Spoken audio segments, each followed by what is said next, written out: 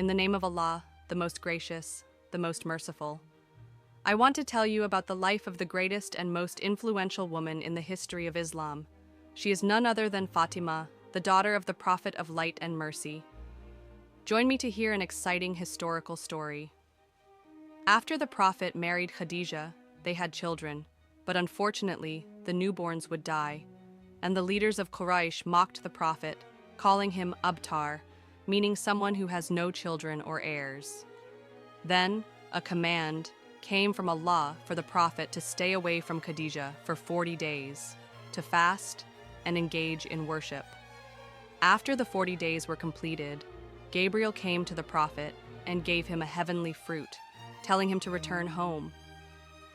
When the Prophet returned home, the conception of Fatima took place, and Khadija became pregnant. One day the Prophet said to his wife, "O Khadija, Allah has informed me that our child will be a girl, and my lineage will continue through this daughter." Months later, Fatima was born, and Surah Al-Kawthar was revealed, in which Allah told the Prophet, "Indeed, we have granted you Al-Kawthar," meaning a person with great goodness and blessings. "Sacrifice a camel for her, and your enemies will be Abtar and without descendants." According to the Quran, Abu Lahab, the uncle of the Prophet, always mocked him and called him Abtar. He had 10 sons, all of whom died for unknown reasons. The Prophet named his daughter Fatima and said that Fatima means that she and all those who love her will be kept away from the fire of hell. At the time when Fatima was born, the Arabs did not like to have daughters, and some of them would bury their newborn daughters alive. However, the Prophet would hold Fatima in his arms, play with her, and kiss her hands and face. This behavior astonished other Arab men, and he would always say, "Whoever loves Allah loves me, and whoever loves me must also love Fatima." Fatima was the only child of the Prophet, and everyone was aware of his affection for her. When Fatima grew up, her mother Khadija passed away, and she became her father's only supporter and companion. One day, while the Prophet was engaged in worship, the people of Mecca threw the skin and wool of a sheep over him. When Fatima heard the news, she quickly went to her father, removed the sheep's skin, and with her small hands, cleaned her father's hair. Fatima loved her father so much that they called her Abiha, meaning the mother of her father. When the Prophet migrated to Medina after a while, she went to her father in Medina with Imam Ali and a few of her relatives. It was the first year of migration when Fatima had grown into a beautiful young woman. Noblemen and dignitaries came to propose to her. Abu Bakr and Umar also sought her hand in marriage, but the Prophet said, "I am waiting for divine command," and Fatima did not accept their proposals.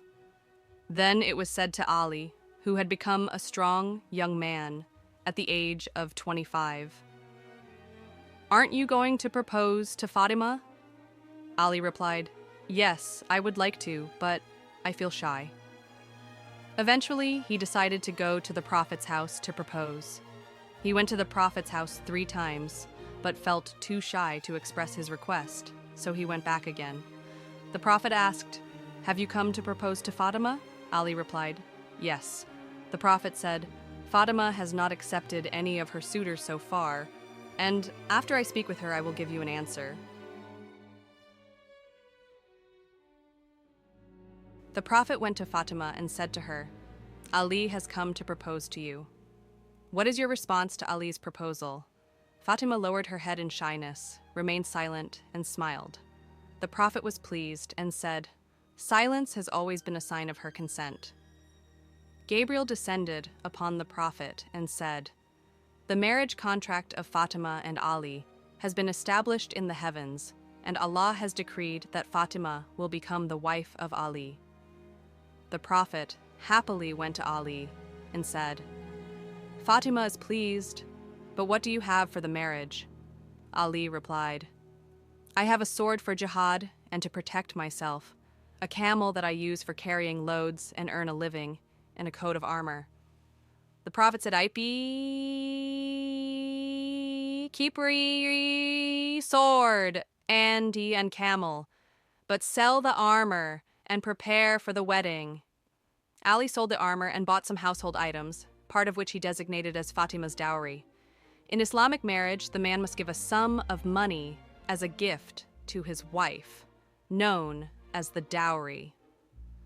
After a few months, the Prophet held a wedding celebration for Fatima and Ali, inviting all the people of Medina. He built a house next to the mosque so that Fatima and Ali could live close to him. Imam Ali loved Fatima dearly, as she was a kind and generous wife. On their wedding night, she gifted her new dress to a poor person and wore her old clothes instead. Fatima is the greatest role model for Muslim women and men, as she was very high in both knowledge and ethics. Fatima had many students, both men and women, and she always taught Islamic issues and rulings to women, interpreting the Quran for them. The 12 imams and leaders that Shia Muslims believe in are descendants of Fatima. She gave birth to 4 children, 2 sons and 2 daughters, named Hassan, Hussein, Zainab, and Kulthum. She was pregnant with her 5th child, but due to a tragic event that occurred after her father's passing, she suffered a miscarriage, which I will tell you about in the future. In the last 4 years of her life, she was the wealthiest person in the region and owned many gardens. One of her titles was Muhaditha, meaning someone who converses with angels. The Prophet had given her the title Hura, meaning someone who resembles the women of paradise, as Fatima was very beautiful. Despite her great wealth, she helped the poor, was benevolent towards people, and lived a simple life. History records that she wore a hijab and dressed very modestly, so that strange men could not see her figure.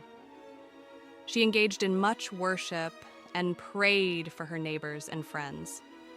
Today, Shia Muslims seek her help to resolve their problems, as they believe her spirit is still kind and comes to their aid. Dear friends, in future videos, I will share more about the great and influential figures in Islam.